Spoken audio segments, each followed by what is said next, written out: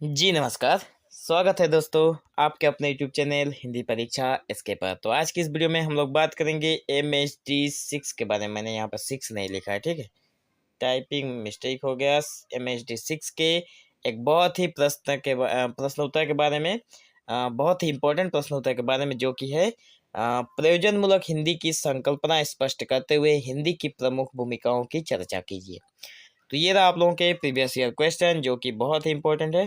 तो इसके उत्तर में हम लोग लिखेंगे प्रयोजनमूलक हिंदी की जो संकल्पना है और इसके प्रमुख भूमिकाओं के बारे में भी बात करेंगे। तो प्रयोजनमूलक हिंदी जो है वह हिंदी भाषा का वह स्वरूप है जिसका प्रयोग विशिष्ट उद्देश्यों की पूर्ति के लिए किया जाता है। प्रयोजनमूलक मतलब जब प्रयोजन पड़ता है इसकी। तो ये हिंदी के इसका कब प्रयोग किया जाता है? जब विशिष्ट उद्देश्य का हमें काम करना पड़े, विशिष्ट उद्देश्य से अगर कुछ पूरा किया जाए, उसके लिए हमें प्रयोजनमूलक हिंदी की जरूरत पड़ती है। यह एक भाषा का रूप ही है, ठीक है। यह हिंदी के औपचारिक, तकनीकी और व्यावसायिक उपयोगों को संदर्भित करता है। ये प्रयोजनमूलक जो हिंदी है वह एक भाषा का स्वरूप है, ठीक है। आप लोग ध्यान रखना, ये क्या है? ये भी एक भाषा का ही स्वरूप है। इसका उद्देश्य भाषा को संवाद, संचार और प्रशासन के क्षेत्र में प्रभावी और उपयोगी बनाना है। इस प्रयोजनमूलक हिंदी का कार्य है कि वो जो भाषा का जो संवाद है, भाषा की बातचीत करने के जो तरीका है, जो उसके प्रशासन से संचार करने का जो तरीका है, और जो उसी चीज़ को ये प्रभावी मतलब अच्छे तरीके से उपयोग बनाना इसका काम है। यह भाषा के उस रूप को प्रोत्साहित करता है जो सरकारी कार्य, व्यवसायिक क्षेत्रों, तकनीकी विषय और वैज्ञानिक प्रगति में सहायक हो। मतलब ये भाषा को थोड़ा मॉडिफाई करके व्यवहार किया जाता है प्रयोजनमूलक हिंदी में, ठीक है। तो उसकी संकल्पना क्या है वो हम लोग पहले देख लेते हैं। तो हिंदी प्रयोजनमूलक हिंदी की संकल्पना, पहला है उद्देश्य परकता, जिसमें हिंदी का उपयोग जो है वो संचार, प्रशासन, शिक्षा और तकनीकी विकास और व्यवसायिक कार्यों में किया जाता है। दूसरा है इसका कि ये व्यवहारिकता है, मतलब इसे कोई भी व्यवहार कर सकता है। तो यहाँ पे व्यवहार किया जा सकता है। तो इसमें सरल, सुगम और संक्षिप्त भाषा का प्रयोग होता है, जिससे उपयोगकर्ता आसानी से अपने विचार व्यक्त कर सकते हैं। तीसरे नंबर पॉइंट में है तकनीकी, जिसमें कि इसके तकनीकी में अगर हम लोग बात करें तो तकनीकी उपयोग में, तो तकनीकी और वैज्ञानिक विषयों के लिए भी हिंदी को उपयुक्त बनाने पर बल दिया जाता है। तो ये रहा 3 प्रयोजनमूलक हिंदी की संकल्पना। और प्रश्न में बताया गया था कि हिंदी के उसकी प्रमुख भूमिकाओं के बारे में भी बताना कि कहाँ-कहाँ पे उसकी क्या भूमिका रही है। तो पहला नंबर इस भूमिका का पहला नंबर पॉइंट है शिक्षा और अनुसंधान की भूमिका। तो लिखेंगे कि हिंदी भाषा शिक्षा के क्षेत्र में एक सशक्त माध्यम के रूप में उभरी है। हिंदी भाषा जो है वह शिक्षा के माध्यम में अपनी एक भूमिका निभा रही है। विशेष रूप से भारत के ग्रामीण और शहरी क्षेत्रों में यह छात्रों के लिए ज्ञान अर्जन का माध्यम है।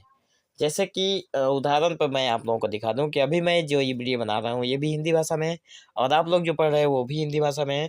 तो ये ज्ञान अर्जन करने का एक माध्यम बन गया है हमारा हिंदी भाषा।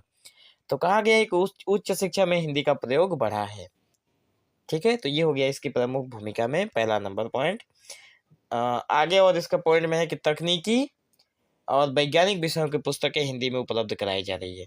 मतलब टेक्निकल जो चीज़ें हैं और वैज्ञानिक जो सारी चीज़ें हैं, साइंटिस्टों की जो विषय होते हैं उनको भी हिंदी में उपलब्ध कराई जा रही है, जो बुक होती हैं उनको, ठीक है। अनुसंधान और शोध के लिए हिंदी को बढ़ावा दिया जा रहा है। मतलब जो रिसर्च होता है उन सब के लिए हिंदी को बढ़ावा दिया जा रहा है। दूसरा नंबर पॉइंट है प्रशासन और सरकारी कार्यों में भूमिका। इसमें हिंदी भारत की जो है वो राजभाषा है, राष्ट्रभाषा नहीं है। आप लोगों को पता है कि हिंदी भारत की राष्ट्रभाषा नहीं, राजभाषा है। और यह सरकारी कार्यों, अधिनियमों और प्रशासनिक कार्यों में महत्वपूर्ण भूमिका निभाती है। और मैं आप लोगों को बता दूं, कई सारे लोग कमेंट भी कर सकते हैं कि सर आप गलत पढ़ा रहे हो, हिंदी भारत की राष्ट्रभाषा है। तो ऐसा बिल्कुल नहीं है। हिंदी भारत की राष्ट्रभाषा नहीं है, हिंदी भारत की राजभाषा है, ठीक है। आप लोग प्लीज गलत कमेंट मत करना। तो यहाँ पे बताया गया है कि संविधान का अनुच्छेद में 343 के अनुसार हिंदी को संघ की राजभाषा का दर्जा दिया गया है। हिंदी को संघ की राजभाषा का दर्जा दिया गया है, ठीक है। तो हिंदी पहले में नंबर पॉइंट जो था जिसमें हम लोग समझ रहे थे कि हिंदी भारत की राजभाषा है और ये सरकारी कार्यों में, उसके अधिनियमों में और प्रशासनिक कार्यों में महत्वपूर्ण भूमिका निभाती है हमारी हिंदी भाषा, ठीक है। और जो संविधान है उसका अनुच्छेद नंबर 343 के अनुसार हिंदी को संघ की राजभाषा का दर्जा दिया गया है। और ये राजभाषा का दर्जा कहाँ पे दिया गया है वो बातें बताई गई है। और केंद्र और राज्य सरकार के विभिन्न विभागों में भी हिंदी का उपयोग बढ़ रहा है। यहाँ तक कि न्यायालयों में हिंदी को बढ़ावा देने का प्रयास जारी है। ठीक है, तो इतना हम लोग लिखेंगे 2 नंबर पॉइंट में। तीसरे नंबर पॉइंट की अगर हम बात करें तो व्यवसाय और वाणिज्य में इसकी क्या भूमिका है हिंदी भाषा की। तो बाजार और व्यवसाय में हिंदी का उपयोग तेजी से बढ़ रहा है।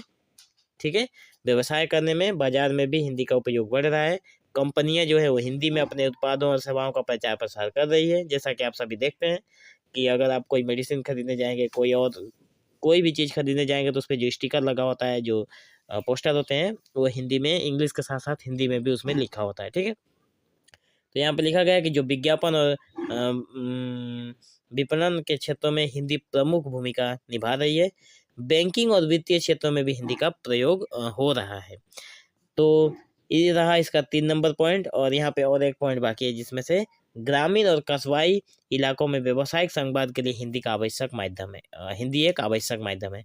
जो ग्राम के क्षेत्र होते हैं जिसमें एक कस्बा होता है, तो वहाँ पे जब व्यवसाय किया जाता है, लोगों के साथ व्यावसायिक जो संवाद किए जाते हैं, लोगों से बातचीत की जाती है, वहाँ पे भी हिंदी में बात होती है।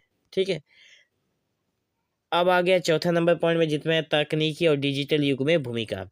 तो इसके जवाब में लिखेंगे कि डिजिटल युग में हिंदी का महत्व बढ़ रहा है, जैसे कि इंटरनेट, सोशल मीडिया, ठीक है, मोबाइल एप्लीकेशन में हिंदी का व्यापक उपयोग हो रहा है। जैसा कि आप सभी लोग मोबाइल हैंडल कर रहे हो, आप सभी को ये पॉइंट पता है।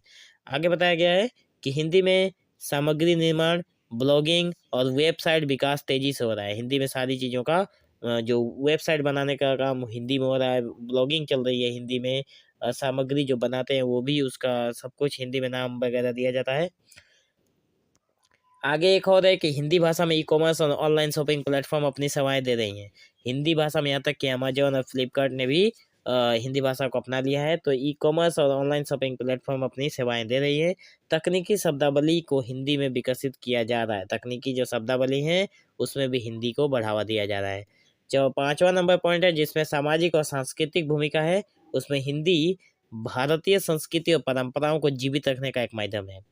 सामाजिक और सांस्कृतिक तौर पे भी हिंदी जो भूमिका है वो उसके बारे में चर्चा करते हैं। तो इसमें बताया गया है कि हिंदी को जीवित रखने का एक माध्यम बना है। भारतीय संस्कृति और परंपरा यह देश के विभिन्न हिस्सों में को एकजुट करती है, जो सामाजिकता है और जो सांस्कृतिकता है। ठीक है, साहित्य, कला और सिनेमा के माध्यम से हिंदी ने समाज में अपनी पहचान बनाई है। हिंदी ने सिनेमा के माध्यम से, कला के माध्यम से और साहित्य के माध्यम से समाज में अपनी पहचान बनाई है। हिंदी ने पत्रकारिता और समाचार पत्रों ने भी समाज को एक जागरूक बनाने का योगदान दिया है। हिंदी जो है वो फिल्म उद्योग, मतलब बॉलीवुड ने वैश्विक स्तर पर हिंदी को लोकप्रिय बनाया है। मतलब बॉलीवुड की जो फिल्म आप लोग देखते हैं उसने भी हिंदी को लोकप्रिय बना दिया है। तो निष्कर्ष में हम लोग देखेंगे कि प्रयोजनमूलक जो हिंदी है, प्रयोजनमूलक हिंदी ने भाषा को केवल संवाद का माध्यम ही नहीं बल्कि राष्ट्र निर्माण का साधन भी बना दिया है। तो हिंदी भाषा, प्रयोजनमूलक जो हिंदी है वो केवल हिंदी को ही नहीं बल्कि पूरे राष्ट्र को ही एक निर्माण का साधन बना दिया है, जिसमें शिक्षा, प्रशासन, व्यवसाय, तकनीकी और सामाजिक क्षेत्रों में हिंदी की भूमिका निरंतर बढ़ रही है। यह भाषा की व्यापकता और उपयोगिता को प्रदर्शित करती है। हिंदी के इस प्रयोजनमूलक स्वरूप को विकसित करने के लिए इसे तकनीकी और डिजिटल क्षेत्रों में और सशक्त बनाने की आवश्यकता है, जिससे यह वैश्विक स्तर पर भी अपनी पहचान बना सके। ठीक है, तो हम आशा करते हैं कि आप लोगों को ये वीडियो बहुत अच्छा लगा होगा। अगर वीडियो अच्छा लगा हो तो आप लोग चैनल को सब्सक्राइब करें और चैनल के साथ बने रहें ताकि आने वाले हर वीडियो के लेटेस्ट अपडेट आप लोगों को जरूर मिले। और जो एग्जाम के दृष्टिकोण से जो भी क्वेश्चन इम्पोर्टेंट है उसे हम लोग 1 बाय 1 आप लोगों के लिए लाते रहेंगे। सो इस वीडियो को अंत तक देखने के लिए आपका बहुत बहुत धन्यवाद।